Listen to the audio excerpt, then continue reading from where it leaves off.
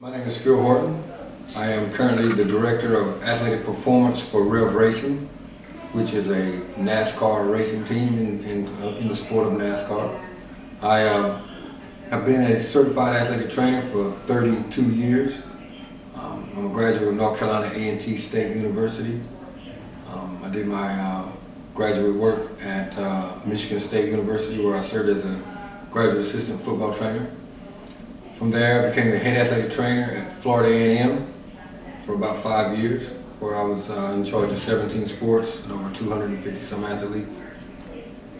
From Florida A&M, I moved to the University of Memphis, which was Memphis State at the time.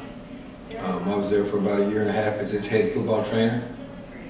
I left there a little earlier than expected to take the position with the Milwaukee Bucks of the NBA for about 5 years, served as their assistant trainer and strength coach.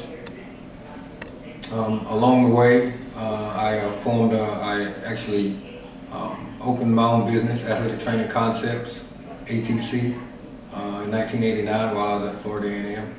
And I kind of put it on hold when I went to the Bucks. But after 5 years with the Milwaukee Bucks, I left and returned back to North Carolina, where I started Athletic Training Concepts back.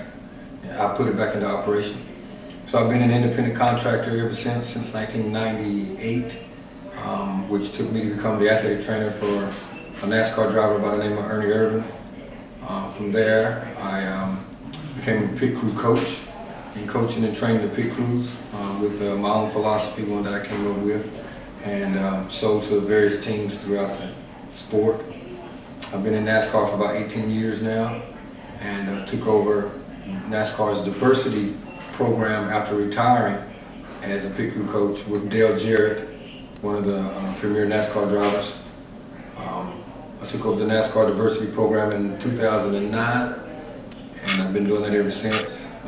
We have had two top drivers come through our program, Darrell Wallace and Cal Lawson. They're both now in the Xfinity Series and the Sprint Cup Series. And we've trained, coached, and positioned about 35 pit crewmen that now work on all three levels of the sport. The Camping World Truck Series, the Xfinity Series, and of course the Sprint Cup Series. My goal is to continue to help NASCAR with their diversity initiatives and bring about more minorities in the sport of NASCAR. I'm currently serving as the interim athletic trainer here at Johnson C. Smith University, while the head athletic trainer goes on leave. And I will be doing that until early spring, which should probably end in May. Okay. What are your daily duties of your job? What conditions and skills that you use? My job here at Johnson C. Smith University will be to serve as the interim athletic trainer, and I will oversee the program, make scheduling for assistant trainers to cover sports and student trainers to help with the sports medicine aspect of the program, as well as care, treat, and prevent athletic injuries for all the sports here at Johnson C. Smith University. What really made you want to choose this career? I was a track athlete in high school. I thought I was pretty good. Actually went to the state before losing in the finals. I was a 2-miler. I like track, but I knew that wasn't something that I was going to do professionally and in the long run. I wanted to be around sports. I thought it would be interesting to be in a capacity of either coaching, athletes. Athletic training at the time, we're talking about the 70s now. Athletic training at the time had just started certifying athletic trainers to work with athletes and their athletic injuries. And I looked at that and said, hey, that's something that I might like to do, because it provided me an opportunity to be a part of the competition side of it and help athletes and teams win. So I decided to be an athletic trainer. What do you enjoy most about your job? Basically, seeing an athlete come back from an injury and be able to perform at the level of which they could perform before being hurt. I think that you take a football player that's a good running back, they hurt their knee, they hurt their ankle, I treat them, I rehabilitate them, They come back to score touchdowns. I feel that I've contributed to that. I've contributed to the team, and I have contributed to actually helping them succeed and win at what they're doing. What are the toughest problems that you deal with organization-wise and just being able to comply with the problems? How do you deal with it? Basically, the biggest problem is not so much problems that I have, it's just getting the athletes to comply with what they need to do to get better, to get bigger, stronger, faster, to get healthy, to do their rehabilitation, to make their doctor's appointments, for them to be accountable for what's going on with them. That's probably my biggest problem, is trying to get them to be on time and do what they're supposed to do. What obligations do you have for your job? Like, do you have vacation hours? How many hours during the week? That type of stuff. Most athletic trainers work in a situation where they're on call 12 to 24 hours a day. A lot of times it's hard for us to take vacations, but in the college setting, you do get time off in the summer. You get about a month and a half, depending on the size of the school and what level. You do get time off, but really, once the season starts in the fall, all the way to the next spring, you don't get a whole lot of time off. What do you find most rewarding about the job besides the money? Well, actually, the money's getting better, but it's not where it's supposed to be. You know, considering that assistant coaches make over 6 figures, the head coaches make over double that, if not millions. You know, the athletic director makes a whole lot of money. You know, athletic trainers are probably the lowest ones on the totem pole as far as getting paid. You can make a good living out of it, but I think the pay is not where it should be. So the money, I'm not in it for the money. That's what that's all about. I'm in it, like I said, to help individuals reach their goals, men and women,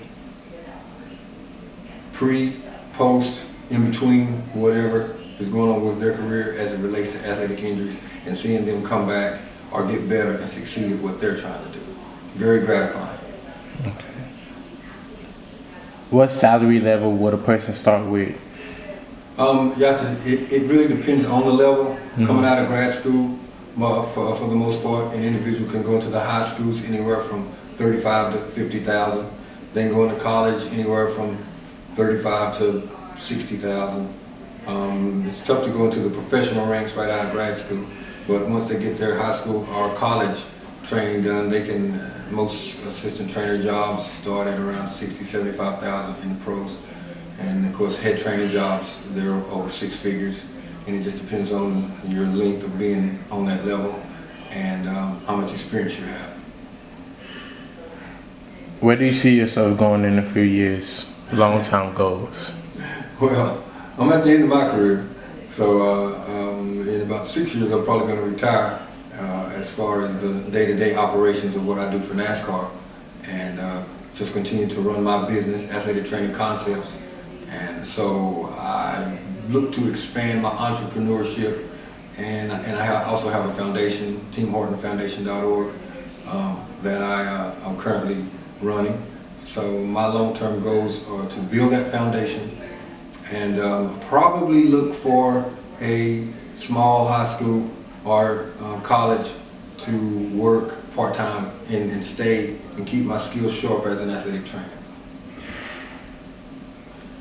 What trends do you see for this industry in the next 3 to 5 years? That's a good question.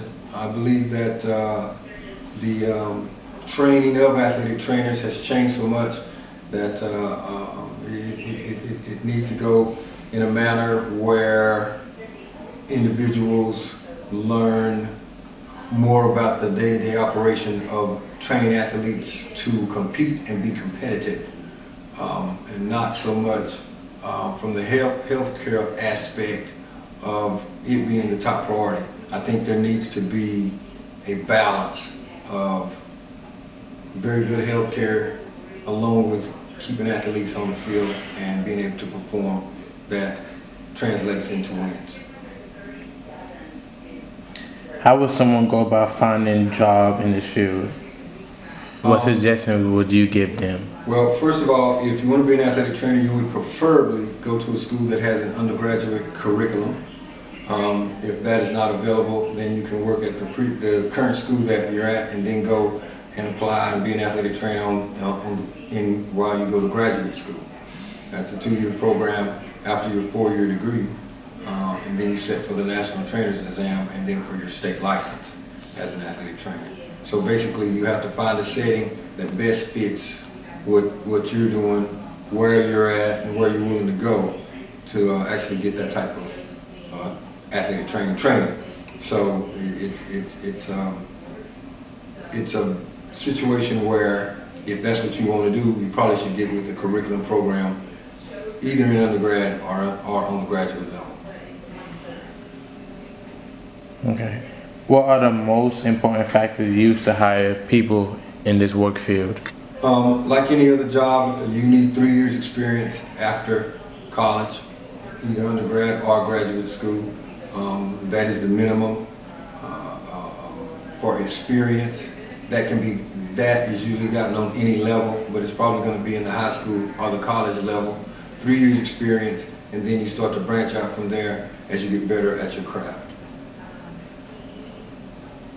How do people find about your jobs? Do you advertise them? Are they just word of mouth? Are they in magazines? How would they find about? They're advertised, of course, in the NATA, the National Athletic Trainers Association journals, newsletters, and things of that nature.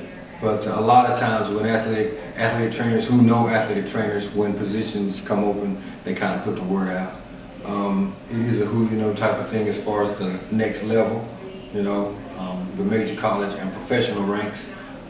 Hopefully that you've built up some type of reputation and you've gotten to know individuals along the way, that are on that level, and have worked with those individuals that are going to recommend you for those types of positions. So it is a who you know thing, but it's also a situation where you have to know what you're doing when you plan on reaching the next level.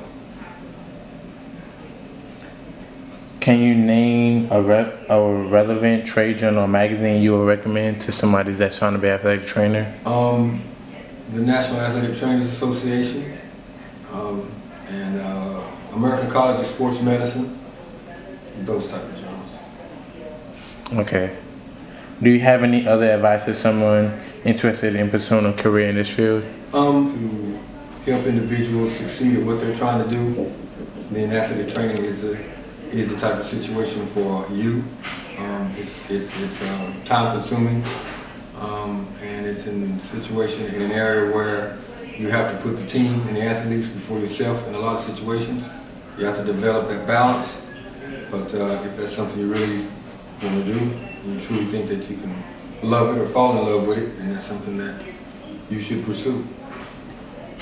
Do you give out internships? Do you allow students to apply for internships with you?